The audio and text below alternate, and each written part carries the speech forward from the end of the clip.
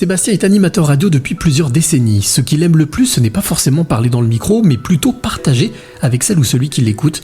Une vraie démarche humaniste, c'est la rencontre inspirante du jour. J'ai 44 ans, j'ai commencé la radio à l'âge de 12 ans, comme beaucoup de ma génération, sur des radios libres. Petite radio locale qui était dans le Val d'Oise, ensuite elle a fermé, je me suis retrouvé dans une autre radio, et puis j'ai été repéré par Europe 2, qui a disparu, qui est devenu Virgin Radio. Et puis ensuite, j'ai été repéré par Radio France sur le réseau de France Bleu, où j'ai passé presque 8 ans. Et puis ensuite, comme j'imagine beaucoup, on se dit, moi en tout cas, j'ai beaucoup aimé partager. Donc j'ai toujours, et depuis très longtemps, mis en place des ateliers avec des jeunes en difficulté ou simplement des enfants, des ados, pour leur apprendre à utiliser l'outil de la radio pour apprendre à écrire et à exprimer ce qu'ils avaient envie de mettre en avant. Et aujourd'hui, je continue à monter des ateliers dans des villes qui m'appellent, où je monte un vrai studio de radio et où je propose à des jeunes de s'exprimer, mais de non pas formater ce qu'ils ont à dire, mais d'être capable de le mettre en forme pour bien être écouté. Voilà un petit peu ma présentation, hormis le fait d'avoir fait un petit peu de télévision et en parallèle depuis 20 ans de m'occuper d'artistes humoristes, puisque depuis 14 ans je présente des plateaux d'humour sur Paris. Alors Sébastien, cette envie de partager, mais surtout cette envie de parler dans le micro, c'est quelque chose qui te tient donc depuis 12 ans, mais c'est un héritage ou c'est vraiment juste quelque chose qui t'est tombé dessus ? Non, ça m'est tombé dessus. L'anecdote, elle est rigolote. C'est que moi, j'étais un très mauvais élève au collège. Et à l'âge de 12 ans, donc, ma mère jouait souvent à des jeux radio, d'une radio qui était à 2 rues de chez nous. Et on a gagné un cadeau à l'époque. Je crois que ça devait être un disque. Enfin, j'imagine, je me souviens même pas du cadeau. Et quand on est arrivé sur place, parce qu'il fallait venir le chercher, waouh! Il y avait des micros, il y avait tout un univers je comprenais pas tout ce que je voyais.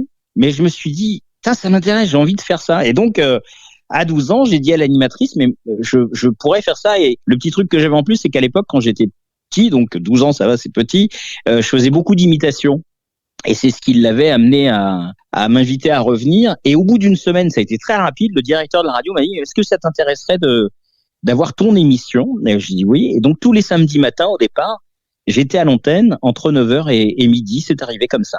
Et cette envie de partager, je reviens sur cette envie de partager, quelle émotion elle te procure ? Je crois que c'est un parcours de vie, c'est-à-dire que j'ai tellement pris de plaisir, ça m'a tellement apporté la radio, d'abord sur l'expression, et puis sur le regard que les autres peuvent avoir de toi, parce que ils ont le sentiment, un peu le côté, alors c'est pas du tout ce qui m'a intéressé, mais le côté star. C'est vrai que moi je rentrais au collège, j'avais pas de souci avec les profs, parce que ça les impressionnait. De voir un gamin de 12 ans qui pouvait après tous les soirs j'étais à la radio, donc je quittais le collège à 16h30 et à 17h je prenais l'antenne jusqu'à 20h tous les jours et ça m'a apporté tellement une belle assurance que je me suis dit ça peut être intéressant de partager ça, et c'est pour ça que toute mon orientation va vers un jeune public, c'est-à-dire j'essaye d'aller récupérer des jeunes qui ont pas d'envie. Qu'est-ce que tu veux faire plus tard ? Je sais pas. Alors je dis pas que je vais les convertir aux médias, parce qu'on sait que le média change, hein, mais c'est ce plaisir de dire voilà, t'as envie de parler, t'as envie de dire des choses, mais souvent t'oses pas ou tu le fais mal, et tu peux le faire bien, et on va essayer de le faire ensemble. Voilà un petit peu le plaisir que je ressens. Est-ce qu'on pourrait dire que tu utilises la radio comme un éducateur social pourrait utiliser quelque chose pour mettre les personnes sur leur voie ?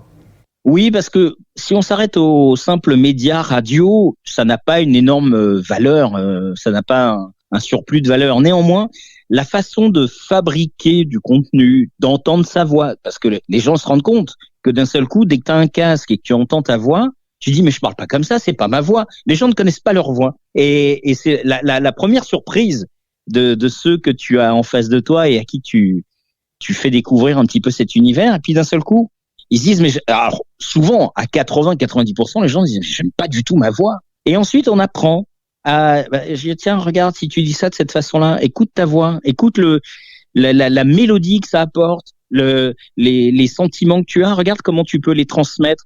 Effectivement, j'ai souvent eu des ateliers pour des jeunes qui étaient en difficulté, pas seulement, mais souvent, c'est dans des demandes comme celle-ci que j'officie, et j'ai un exemple, je veux pas être trop long, mais j'ai un exemple assez concret. J'ai un jeune que j'ai retrouvé sur un rond-point de gilets jaunes à Saint-Brice-sous-Forêt dans le Val d'Oise, et puis en discutant, je lui parle d'une radio dans laquelle j'étais, où à l'époque, j'avais commencé à à former des jeunes qui étaient vraiment en difficulté. C'était vraiment des jeunes qui étaient lâchés, qui étaient souvent abandonnés dans des foyers. Et il me dit, mais on se connaît, ça remonte, hein. Donc là, ça date de 92, 80, on se connaît, t'as été mon prof à la radio et tout.